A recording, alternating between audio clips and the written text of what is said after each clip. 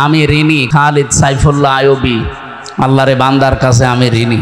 ভেতরে তো আসলে কেউ কারো না, এমন একটা জায়গা, ওটা একটা আলাদা জগৎ। আর জালেমরা আমাদের সাথে এমন আচরণ করেছে, 24 ঘন্টা তালা লাগিয়ে রাখতো। এরপরে দিয়ে রেখেছে সিসি ক্যামেরা, বিশেষ করে আমারে আর মামুনুল হকরে। কেউ যেন আমাদের সাথে কথাও না বলে, দেখাও না। ওখানে কেউ যদি একটু তাকায় আমার দিকে ওনার দিকে, ওই একেবারে ডাইরেক্ট খবর হয়ে যায় জায়গা মতো। সে এখন ওর চাকরি নিয়ে টানাটানি, আমার দিকে তাকাবে কি করে ওই দূর থেকে। আর যারা আসে অধিকাংশ পাহারাদারগুলো দেখতাম সব হিন্দু। দেবদুলাল, সুব্রত বালা, আশিক কুমার, নয়ন ঘোষ, এত সব আল্লাহর ওলির নাম বলছি। এর কাছে কোনো আলেম সালেম আছে?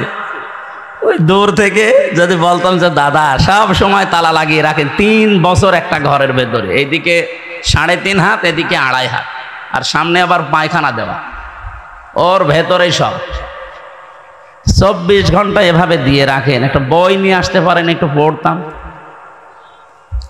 ও বই নিয়ে এসেছে বঙ্গবন্ধুর আত্মজীবনী, ও পড়ে আমি করবো কি? হুজুর এর ভেতরে জ্ঞান আছে।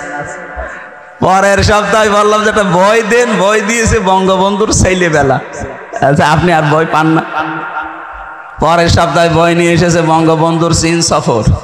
বললাম আপনার বই দেওয়ার দরকার নেই, কোনো মুসলমান কারারক্ষী আমার ভাগে পড়ে কিনা দেখি। পড়লো আশরাফুল নামে একজন, ওরে বললাম আপনার এখানে তো নাম লেখা আছে, দেখে অন্তত বোঝা যাচ্ছে আপনার ইমান আছে। আপনিও ওদের মতোই, কিন্তু আপনার ইমান আছে। আপনার নাম যেহেতু আশরাফুল, আপনি এটিএম আজহারুল ইসলামের কাছে যাবেন, ওই বিল্ডিংয়ে আছে হিমেলে, বলবেন হামজা বই চেয়েছে, দেখবেন বই কারে বলে উনি দেবে। আল্লাহর বান্দা আমারে প্রায় অনেকগুলো বই পাঠিয়েছিল, প্রোডাক্টিভ মুসলিম। এই বইটা আমার মনে হয় প্রত্যেকের পড়া দরকার, একবার জীবন পরিচ্ছন্ন হয়ে যাবে ইনশাআল্লাহ।